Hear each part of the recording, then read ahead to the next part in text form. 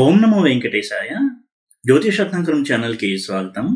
ఈ వీడియోలో ఒక జాతకంలో ఆ జాతకుడి యొక్క వివాహం అనేది పూర్వజన్మ కర్మతో రుణంతో ముడిపడి ఉందా, అలాగే వచ్చేటువంటి జీవిత భాగస్వామికి ఆ జాతకుడికి పూర్వజన్మల నుంచి కూడా ఆ రుణానుబంధం ఉండి వారి జీవితంలోకి వస్తున్నారా, అలాగే ప్రేమ వివాహాల విషయంలో కూడా వారిద్దరి మధ్య ఉన్నటువంటి పాస్ట్ లైఫ్ పెండింగ్ కర్మ ఉందా, అది మనకి జాతకంలో తెలుస్తుందా, లేదా మనం సెలెక్ట్ చేసుకోవడం వల్ల మన లైఫ్లోకి లైఫ్ పార్ట్నర్ వచ్చారా, ఇలాంటి విషయాలు తెలుసుకుందాము. ఈ రోజుల్లో ఇది కొంత ఇంపార్టెంట్ టాపిక్ కూడా అని నాకు అనిపిస్తూ ఉంటుంది. ఎందుకంటే చాలా మ్యాచ్ మేకింగ్ చూసేటప్పుడు కూడా, మ్యారేజ్ కంపాటబిలిటీ చేసేటప్పుడు కొన్ని విషయాల్ని గమనిస్తూ ఉంటాను.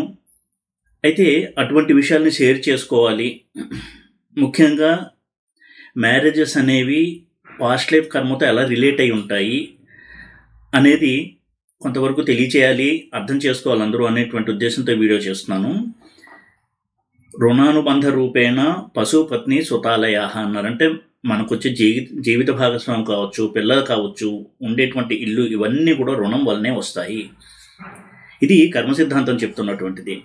అలాగే మన సనాతన ధర్మంలో ఉన్నటువంటి కర్మ సిద్ధాంతం ప్రకారము అసలు ఒక వ్యక్తిని మనం చూడాలన్నా, ఆ వ్యక్తితో మాట్లాడాలన్నా, ఆ వ్యక్తితో ఏదో ఒక రుణం ఇంతకుముందు జన్మల్లో ఉండి తీరాలి. అలా ఉన్నప్పుడే ఆ వ్యక్తితో మనం కలుస్తాము. అది ఎన్నాళ్ళు వాళ్ళిద్దరూ కలుస్తారు అనేది వేరే విషయము. బట్ ఆ వ్యక్తిని కలవడం కావచ్చు, చూడడము, మాట్లాడడం అనేవి జరుగుతాయి. కనీసం టీవీలో చూడడము, ఫోటో చూడడం అయినా జరుగుతుంది. ఇంత సున్నితమైంది ఈ కర్మ సిద్ధాంతం అనేది. రుణం లేకపోతే ఆ వ్యక్తి యొక్క పేరు వినము, ఆ వ్యక్తిని ఏ రూపంలో కూడా మనం చూడము, మాట్లాడము. ఇది వినడానికి చాలా కాంప్లికేటెడ్గా అనిపించిన కర్మ సిద్ధాంతం ఈ లెవెల్లో వర్క్ అవుతూ ఉంటుంది.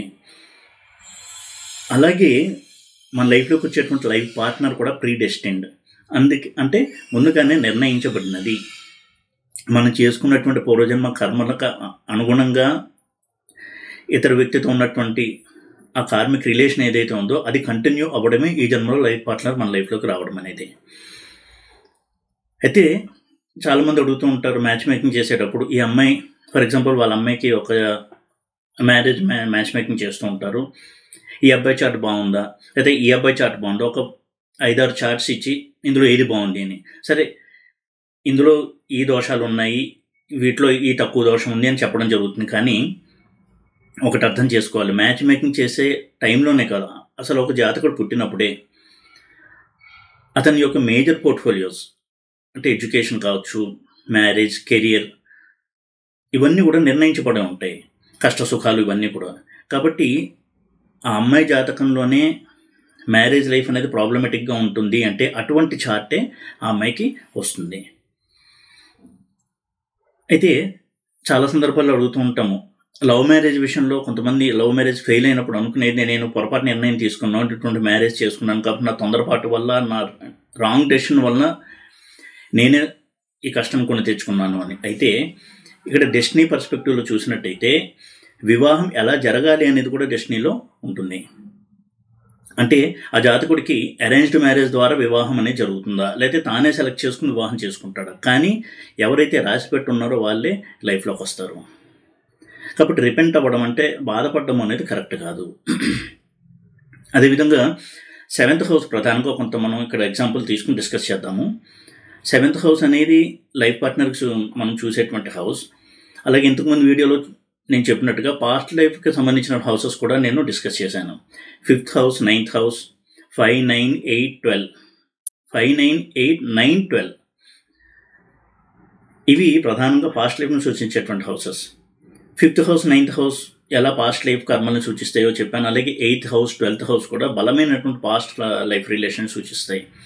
7th హౌస్ కూడా చాలా బలంగా ఈ హౌసెస్తో రిలేట్ అయి ఉంటుంది. 7th హౌస్ అనేది 8th హౌస్కి 12th హౌస్. అంటే ఇక్కడ ఈ నంబర్స్ అనేవి వస్తూ ఉంటాయి చూడండి, 8, 12, 9, 5 అనేది. 7th హౌస్ అనేది 8th హౌస్కి 12th హౌస్, 12th హౌస్కి 8th హౌస్. అదేవిధంగా 7th హౌస్ అనేది 9th హౌస్ నుంచి 11th హౌస్, 5th హౌస్కి 3rd హౌస్. 11th హౌస్ అంటే అర్థము మన యొక్క ఇచ్ఛాపూర్తి, మన కోరికలు తీరడము, సాటిస్ఫాక్షన్, ఇవన్నీ సూచిస్తుంది 11th హౌస్. 9th హౌస్ నుంచి 11th హౌస్ ఎప్పుడైతే 7వ స్థానం అయిందో వివాహంలో ఎంత సాటిస్ఫాక్షన్ ఉంటుంది, ఎంత ఆనందకరంగా వాళ్ళు ఉంటారు అని చూపిస్తుంది 7th హౌస్. అలాగే 3rd హౌస్ అనేది కూడా వారి యొక్క కోరికల్ని, ఆశయాల్ని సూచించేటువంటి హౌస్. అంటే వారి ఆశయాలకు తగినటువంటి భార్య వచ్చిందా లేదా, లేదా భర్త వచ్చాడా లేదా, ఇలా సూచిస్తుంది 7th హౌస్. 5th హౌస్ నుంచి చూసినట్టయితే అయితే ఇవన్నీ కూడా పాస్ట్ లైఫ్ కర్మను సూచించేటువంటి హౌసెస్. 5, 9, 8, 12 ఇవన్నీ కూడా. అయితే ఇక కొంత మనం ప్రాక్టికల్గా ఇప్పుడు జరుగుతున్నటువంటి మ్యారేజ్ కావచ్చు, అందులో ప్రాబ్లమ్స్, డైవర్స్, అలాగే love failures, love marriage fail అవ్వడం, ఇవన్నీ కనుక చూసినట్టయితే డెఫినెట్గా వివాహం అనేది ఇట్స్ ఏ కార్మిక్ రిలేషన్ వల్ల జరిగేటువంటి ఒక ఈవెంట్. అది పూర్వజన్మలో ఉన్నటువంటి కర్మ బంధాన్ని అనుగుణంగానే జీవిత భాగస్వామి రావడం జరుగుతుంది. అది మనం సెలెక్ట్ చేసుకున్నామని మనం అనుకోవచ్చు, లేదా పెద్దలు నిర్ణయించింది అయి ఉండొచ్చు. ఏ మోడ్లో అది జరుగుతుంది అనేది సెకండరీ, కానీ డెస్టిన్డ్ ఎవరైతే ఉంటారో వాళ్ళే మన జీవితంలోకి వస్తారు. ఇలా కొన్ని అబ్జర్వేషన్ కూడా చేయొచ్చు మనము. ఉదాహరణకి కుజ శుక్ర సంబంధము. కుజుడు స్త్రీలకి భర్తను సూచిస్తాడు, శుక్రుడు పురుషులకి భార్యను సూచిస్తాడు. ఈ రిలేషన్ బట్టి కూడా వాళ్ళిద్దరి మధ్య అట్రాక్షన్ ఎంత ఉంటుంది అనేది కొంతవరకు మనం చూడొచ్చు. లవ్ మ్యారేజ్ చేసుకుంటారా లేదా అనేది ఇదొక ఫ్యాక్టర్. దీని ఆధారంగానే మళ్ళీ ప్రెడిక్షన్ చెప్పకూడదు. ఉదాహరణకి అబ్బాయి చార్ట్లో కుజుడు, అమ్మాయి చార్ట్లో శుక్రుడు, లేదా అబ్బాయి చార్ట్లో శుక్రుడు, అమ్మాయి చార్ట్లో కుజుడు, వీళ్ళు 5-9 రిలేషన్లో కనుక ఉన్నట్టయితే వారిద్దరి మధ్య ఒక లవ్ ఏర్పడి వివాహం చేసుకుంటారు, లేదా వివాహం అయిన తర్వాత అట్రాక్షన్ ఎక్కువగా ఉంటుంది, లేదా చూసిన వెంటనే వివాహం చేసుకోవాలని నిర్ణయం తీసుకుంటారు. ఏదైనా సరే అట్రాక్షన్ అనేది వెంటనే యాక్టివేట్ అవుతుంది. ఉదాహరణకి అమ్మాయికి కుజుడు మేషంలో ఉన్నాడు, అబ్బాయికి శుక్రుడు సింహంలో ఉన్నాడు, ఇది 5-9 రిలేషన్. లేదా అమ్మాయికి శుక్రుడు మేషంలో, అబ్బాయికి సింహంలో కుజుడు. ఇలా ఉన్నప్పుడు వారిద్దరి మధ్య అనేది డెస్టినీ అనేది ఏర్పడింది, డెస్టినీ వల్ల మ్యారేజ్ రిలేషన్ అనేది ఏర్పడింది అని ఒక ఇండికేషన్. అది వాళ్ళు లవ్ మ్యారేజ్ అయినా చేసుకోవచ్చు, లేదా చూసిన వెంటనే అమ్మాయిని ఓకే చేసడం కూడా జరగవచ్చు. వెంటనే వారిద్దరి మధ్య ఒక అట్రాక్షన్ అనేది యాక్టివేట్ అవుతుంది. ఇవన్నీ కొన్ని థంబ్ రూల్స్గా గుర్తుపెట్టుకోవాలి. యథాతథంగా అది అప్లై చేయకూడదు. ఎందుకంటే అటువంటి గ్రహ దశ, రాశి దశ కూడా నడుస్తున్నప్పుడు అది యాక్టివేట్ అవుతుంది. అదేవిధంగా పాస్ట్ లైఫ్ కర్మకి, రాహుకేతువులకి, వక్రించిన గ్రహాలకి చాలా డీప్ కనెక్షన్ అనేది ఇప్పుడు కూడా ఉంటుంది. రాహుకేతువులు ఉదాహరణకి 7th హౌస్లో ఉన్నారు అంటే రాహు దశ లేదా కేతు దశ వచ్చినప్పుడు, లేదా కేతువులు ఉన్నటువంటి రాశ్యాధిపతి దశ వచ్చినప్పుడు తప్పకుండా మ్యారేజ్ అవుతుంది. అది కూడా కొంత సంప్రదాయ విరుద్ధమైనటువంటి మ్యారేజ్ అయ్యేటువంటి అవకాశం ఉంటుంది, లేదా తల్లిదండ్రులకి ఇష్టం లేని మ్యారేజ్ అయినా అయి ఉంటుంది. రాహు ప్రధానంగా మ్లేచ్ఛగ్రహంగా చెప్పబడ్డారు. రాహుకేతులు ఇద్దరు కూడా. రాహువు ఇప్పుడు అన్కన్వెన్షనల్ మ్యారేజ్ అనేది ఇస్తాడు. కులాంతర వివాహం కావచ్చు, మతాంతర వివాహం కావచ్చు, లేదా అమ్మాయి కంటే అబ్బాయి చిన్న వయసు వాడు కావచ్చు, ఇలాంటి వివాహాలను ఇచ్చేటువంటి గ్రహం రాహువు. ఫారినర్తో మ్యారేజ్ ఇలాంటివన్నీ కూడా ఇస్తాడు. కేతువు కూడా ఇటువంటి మ్యారేజ్ని ఇస్తాడు. అయితే కేతు యొక్క ధోరణి ఎలా ఉంటుందంటే ఫారిన్ కనెక్షన్ ఎక్కువగా ఉండేటువంటి మ్యారేజ్ అయి ఉంటుంది. ఉదాహరణకి ఆ వ్యక్తి ఫారినర్ అయి ఉంటాడు, వాళ్ళ కల్చర్ కూడా పూర్తిగా డిఫరెంట్ అయి ఉంటుంది. మ్యారేజ్ అవ్వగానే వీళ్ళ యొక్క మ్యారీడ్ లైఫ్ అనేది ఫారిన్ కంట్రీలో స్టార్ట్ అవ్వడము, ఇలాంటి రిజల్ట్స్ ఇస్తాడు కేతువు. ఇటువంటి karmic planets, strong karmic planets అయినటువంటి రాహుకేతువులు కనుక మ్యారేజ్కి సంబంధించిన హౌస్తో, ఆ ప్లానెట్స్తో కనుక ఉన్నారు అంటే ఆ దశలు వచ్చినప్పుడు తప్పకుండా అటువంటి మ్యారేజ్ జరుగుతుంది. అందుకే ఎప్పుడు కూడా మ్యాచ్ మేకింగ్ చేసేటప్పుడు ఒక ఆస్ట్రాలజర్ చెప్పాల్సింది, ఈ అమ్మాయికి లేదా అబ్బాయికి ప్రాబ్లమాటిక్ మ్యారీడ్ లైఫ్ ఉంటుంది, అటువంటి ఒక అమ్మాయి లేక అబ్బాయి వస్తారని చెప్పాలి తప్ప ఈ అమ్మాయి అయితే బెస్ట్, ఈ అమ్మాయి అయితే బాగోదు, అందులో మళ్ళీ గ్రేడ్స్ ఇవ్వడం, ఇది టాప్ క్లాసు, ఇది మీడియము, ఇది యావరేజ్, ఇలా చేయడం అనేది అది మన యొక్క భ్రమ మాత్రమే. ఎవరైతే డెస్టినీలో ఉంటారో వారే తప్పకుండా లైఫ్లోకి వస్తారు. అదేవిధంగా ఇప్పుడు సిజేరియన్ ముహూర్తం పెట్టి పిల్లల్ని కనడం కూడా ఇటువంటిదే. ఎప్పుడూ కూడా బర్త్ అనేది, జన్మ అనేది బ్రహ్మదేవుడు ఇచ్చేటువంటిది. అయితే వీరేదో తమ జ్యోతిష జ్ఞానంతో చాలా పరిశోధన చేసి చక్కటి లగ్నాన్ని కనుక్కొని పిల్లల్ని కంటున్నాము అని మురిసిపోతారు. కానీ మనం పెట్టిన దాంట్లో ఎప్పుడు కూడా అసలు ఏ చార్ట్లో అయినా సరే ఫుల్ పాజిటివ్గా, ఫుల్ నెగిటివ్గా ఉంటుంది. ఆ నెగిటివ్ మనకి కనపడదు. తర్వాత ఎప్పుడో పెరిగి పెద్ద అయిన తర్వాత ఉదాహరణకి వాళ్ళకి మ్యారీడ్ లైఫ్లో ప్రాబ్లం వచ్చింది. ఎందుకంటే ముఖ్యంగా ప్రధాన కారణం జెమినీలో ఎవరు స్టడీ చేయకపోవడం. అలా చేయకపోవడం వల్ల ఎన్నో మ్యారిటల్ ప్రాబ్లమ్స్ వస్తున్నాయి. అప్పుడు పశ్చాత్తాపడి అరే నేను ఆ ఆస్ట్రాలజర్ని కాకుండా ఇంకో ఆస్ట్రాలజర్ దగ్గరికి వెళ్ళాల్సిందే అని అనుకునే బదులు ఆ డెసిషన్ని బ్రహ్మదేవుడికి వదిలేయడం బెటర్. అలాగే మ్యారేజ్లో కూడా కొంతవరకు మనం ఈ చార్ట్ ఎలా ఉంది ఇండివిజువల్గా, అంటే అమ్మాయితో పొంతన లేకపోతే అబ్బాయితో పొంతన పక్కన పెడితే ఇండివిజువల్గా ఆ జాతకంలో మ్యారీడ్ లైఫ్ ఎలా ఉంటుంది, మ్యారిటల్ హ్యాపీనెస్ ఎలా ఉంది అని చూసి ఓకే అనుకుని ముందుకెళ్తే చాలు. ఎందుకంటే ఒక వ్యక్తికి వచ్చేటువంటి లైఫ్ పార్ట్నర్ ముందుగానే డిసైడ్ అవ్వబడి ఉంటుంది. అందుకే చూడండి 7th హౌస్కి 7th లార్డ్, 7th హౌస్లో ప్లానెట్స్కి 5th house 5th lord, 8th house 8th lord, 9th house 9th lord, 12th house 12th lord వీళ్ళతో రిలేషన్ ఉన్నప్పుడు తప్పకుండా వారికి వివాహం అనేది చాలా కార్మిక్ రిలేషన్ నుండి జరిగిన వివాహంగా ఉంటుంది. ఆ వివాహంలో హ్యాపీనెస్ ఉండొచ్చు, లేదా డిస్సాటిస్ఫాక్షన్ అసంతృప్తి ఉండొచ్చు, కానీ అక్కడ పాస్ట్ లైఫ్ కర్మ అనేది యాక్ట్ అవుతుంది అనేది గుర్తించాలి. 7th లార్డ్ 5th హౌస్లో ఉండడం, 5th లార్డ్ 7th హౌస్లో ఉండడం అలా ఉండి ఉదాహరణకి వక్రించారు అనుకుందాం.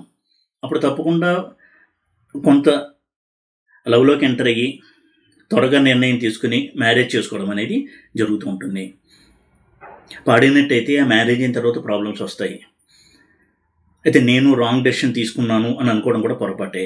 అదేవిధంగా కుజుడు కనుక మ్యారేజ్ హౌస్ని ఇంపాక్ట్ చేస్తూ ఉంటే స్ట్రాంగ్గా 7th హౌస్లో కుజుడు స్ట్రాంగ్గా ఉండడము, ఎగ్జాల్ట్ అయి ఉండడము, ఇటువంటి పరిస్థితుల్లో కుజుడు ఉండి కుజదశ నడుస్తూ ఇతర కారణాలు కూడా వివాహానికి సంబంధించినవి అప్పుడు కలిసి వచ్చినట్టయితే చాలా త్వరగా నిర్ణయం తీసుకుంటారు. ఇంపల్సివ్ డిసిషన్ అంటాం, అంటే చూసిన వెంటనే ఓకే అని అనేయడము, ఆ తర్వాత అంతే త్వరగా ఇద్దరికి ప్రాబ్లమ్స్ వస్తాయి. అరే నేను తొందరపడి నిర్ణయం తీసుకున్నాను, నా తొందరపాటు తనం వల్ల ఇటువంటి నిర్ణయం తీసుకున్నాను అని అనుకోవడం కూడా పొరపాటు. ఎందుకంటే అలా నిర్ణయం తీసుకుని మ్యారేజ్ అవ్వాలి అనేది కూడా డెస్టినీలో ఉంది. ఎందుకంటే కుజుడు ఇంపల్సివ్ ప్లానెట్. కుజుడు ఎప్పుడు స్ట్రాంగ్గా ఉన్న వాళ్ళు ఎక్కువ ఆలోచించి నిర్ణయాలు తీసుకోరు, అనుకున్న వెంటనే నిర్ణయం తీసుకుంటారు. దానికే సాహసము అని పేరు. ధైర్యానికి సాహసానికి ఉన్న తేడా అది. ఏదైనా ఒక పని చేయాలంటే విల్ పవర్, మెంటల్ కరేజ్ అనేది ధైర్యము, కానీ అనుకున్న వెంటనే చేసేయడం అనేది సాహసము. మిలిటరీలో పనిచేసే వాళ్ళకి, సోల్జర్స్కి, సైనికులకి కావాల్సింది ధైర్యం మాత్రమే కాదు, సాహసము. ఒక ప్రత్యర్థి ఉన్నాడు, ఇద్దరి మధ్య కూడా ఫైరింగ్ జరుగుతుంది, అప్పుడు ఆలోచించి ఇప్పుడు ముహూర్తం మంచిదేనా, హోర మంచిదా అని షూటింగ్ చేయకూడదు. అలా చేయరు కూడా వాళ్ళు, వెంటనే వాళ్ళు షూట్ చేస్తారు. వాళ్ళ ప్రాణానికి అపాయం ఉన్నా కానీ పట్టించుకోరు. ఎదురుగా ఉన్నటువంటి శత్రువుని సంహరించడమే వాళ్ళ లక్ష్యంగా ఉంటుంది. ఇటువంటి క్వాలిటీస్, డైనమిక్ క్వాలిటీస్ ఇస్తాడు కుజుడు. అందుకే సాహసం అనేది చాలా గొప్ప క్వాలిటీ, కుజుడు ఇచ్చేటువంటి గొప్ప క్వాలిటీ. అలాగే ఇంపల్సివ్నెస్, అనుకున్న వెంటనే చేయడం, అది నెగిటివ్ అయితే కొంత ప్రాబ్లం అవుతుంది, పాజిటివ్ అయితే సాహసంగా చెప్పబడుతుంది. కాబట్టి మెయిన్ కుజదోషం గురించి ఎక్కువ భయపడుతూ ఉంటారు. కాబట్టి ఈ పాయింట్ను కూడా ఎప్పుడు గుర్తుపెట్టుకోవాలి. కుజుడు 7th హౌస్ని, 8th హౌస్ని, ఇలా మ్యారేజ్కి సంబంధించిన హౌస్ని ప్రభావితం చేస్తూ స్ట్రాంగ్గా ఉన్నప్పుడు తప్పకుండా వాళ్ళు చాలా త్వరగా నిర్ణయం తీసుకుంటారు. ఆ తర్వాత ఇద్దరి మధ్య ఘర్షణ కూడా ఎక్కువగా ఉంటుంది. అందులోనూ వక్రించినప్పుడు కుజుడు, ఎగ్జాల్ట్ అయిన కుజుడు అంటే ఉచ్చలో ఉన్న కుజుడు ఇటువంటి నేచర్ని ఎక్కువ ఇస్తాడు. ఇంపల్సివ్ డెసిషన్స్, దుందుడుకు నిర్ణయాలు అని వారికి అనిపిస్తుంది.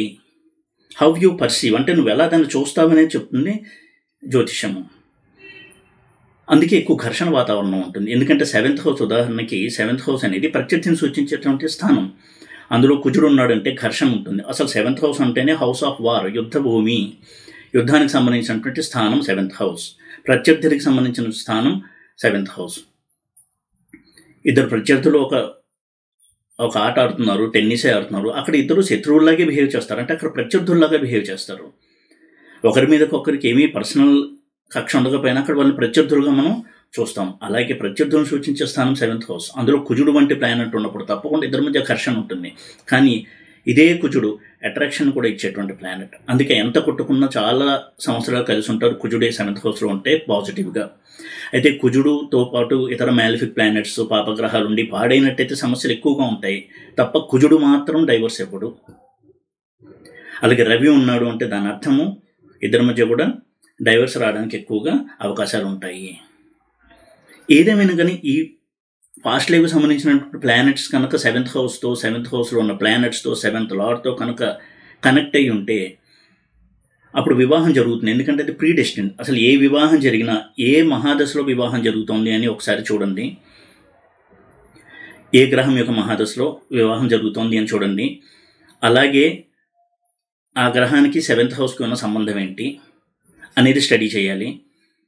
ఆ గ్రహం వక్రించి ఉండొచ్చు, లేదా 5th lord, 9th lord, 8th lord, 12th lord నక్షత్రాల్లో ఉండొచ్చు, రెట్రోగ్రేడ్ అయి ఉండొచ్చు, అంటే వక్రించి ఉండొచ్చు ఇందాక చెప్పినట్టుగా, ఆ హౌసెస్లో ఉండొచ్చు. ఇలా ఏదో ఒక పాస్ట్ లైఫ్ కనెక్షన్ ఉండి తీరుతుంది.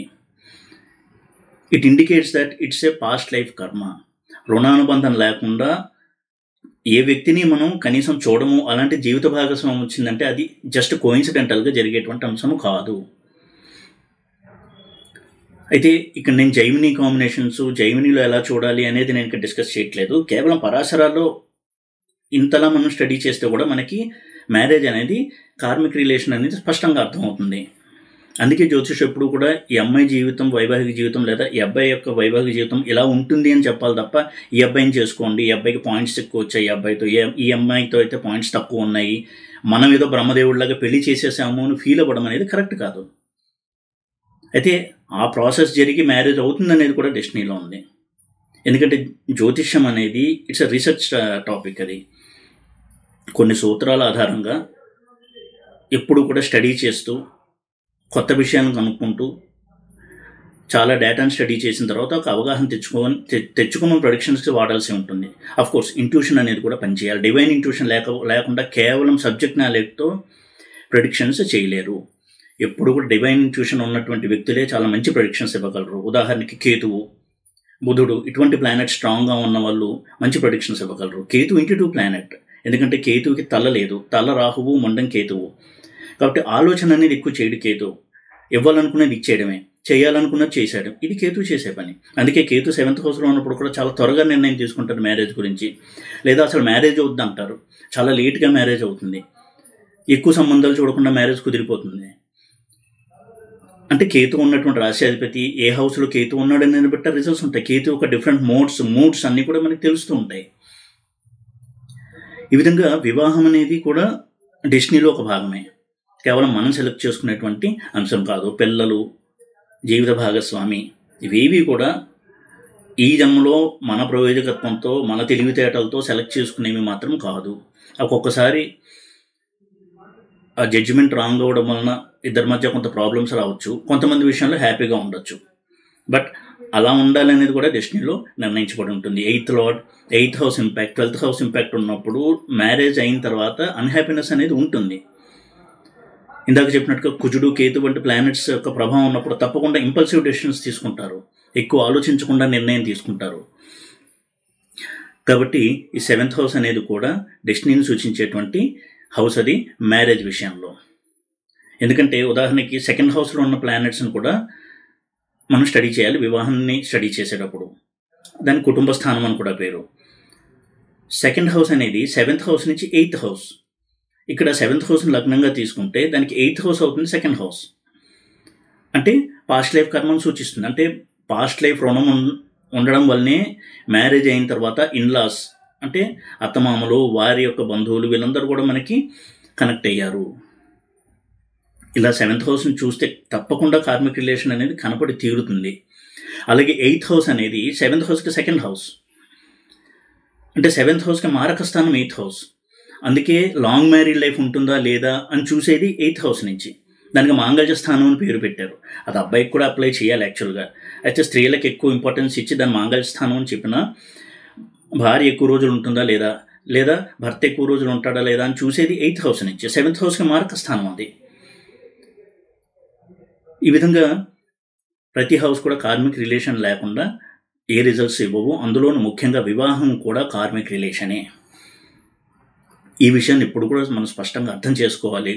కాబట్టి ఒకవేళ మ్యారేజ్లో ప్రాబ్లమ్స్ వచ్చినా అది తను చేసినటువంటి పొరపాటు వల్ల ఎక్కువగా బాధపడి డిప్రెషన్లోకి వెళ్ళిపోయి ఆరోగ్యం పాడు చేసుకోవడం కూడా కరెక్ట్ కాదు.